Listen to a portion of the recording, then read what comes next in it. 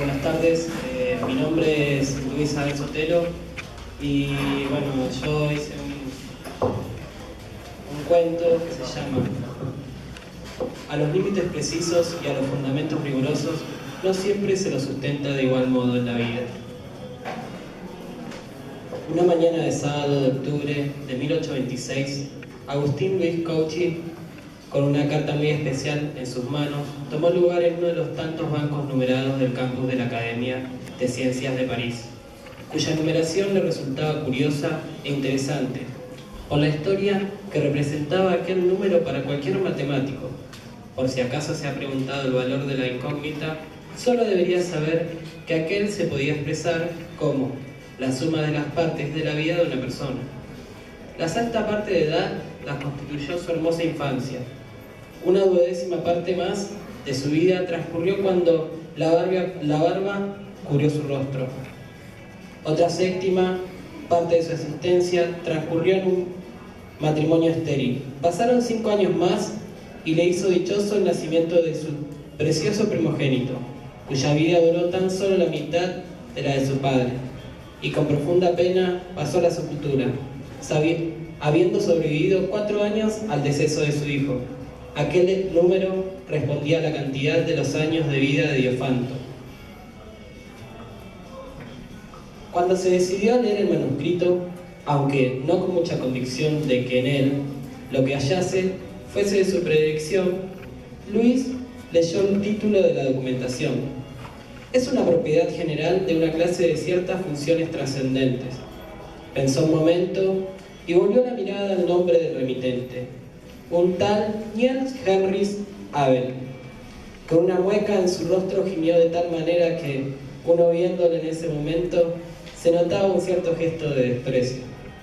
De todas formas, comenzó su lectura, con la vigorosidad e intensidad que solo él podía presentar, manifestándose en toda su exigencia, en toda su expresión, la exigencia que se imponía para evaluar todo lo que a sus manos llegara, cuyo contenido matemático debía tener cierto nivel riguroso y formalista. Se tomó unos cuantos minutos para hojear el contenido del cual debía tomar una decisión, que había llegado a sus manos para ser corregido y examinado. El escrito era un trabajo sobre cierta clase de funciones trascendentes, pero Luis en ese tiempo ocupaba el lugar que le fue arrebatado monje, y su carrera estaba en la cúspide de su máximo esplendor.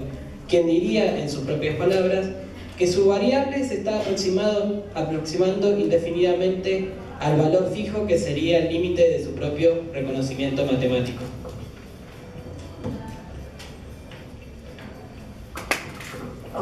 Cualquiera sea la decisión que tomara, ya estaba elaborando la idea de publicar el trabajo en su revista privada, Ejercicios de Matemática, la cual había sido fundada ese mismo año.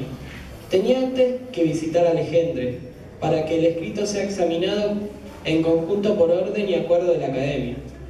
Por la edad avanzada de este último, Cauchy debía visitarlo a su hogar. Por más religioso que fue en toda su vida, Luis tenía una variable negativa en él, la soberbia, y el límite de esta se aproximaba a una tolerancia de cero admisión ante los rivales en su área, y más si se trataba de Abel, quien solo era un joven rival de 24 años de edad. ¿Fue esta, la soberbia, quien acaso atentó en ese momento contra su intachable moral?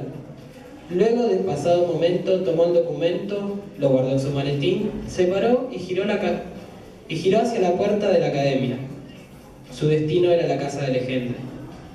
Este último había recibido aviso por parte de la Academia de la visita de Cauchy, pero la variable espera se acotaba tanto como el valor que se acerca a su límite pero no llega a ser él, que el momento del encuentro se retrasaba más de lo previsto, como cuando el límite es conocido pero los valores que a él se acerca se hacen tan pequeños que uno los denomina infinitésimos o variables tan pequeñas como una las imagina. Cuando por fin dignase llegar Luis al lugar, una noticia sorprendería a quien lo recibiera. Legendre, ansioso por el manuscrito y actuando de mal anfitrión, solo se dignó a pedir que se lo presentara. pero la sorpresa lo obnubiló. Luis abrió su portafolio, pero en él no estaba la carta de Abel. Sorprendido y con admiración ante esto, exclamó que no podía ser posible.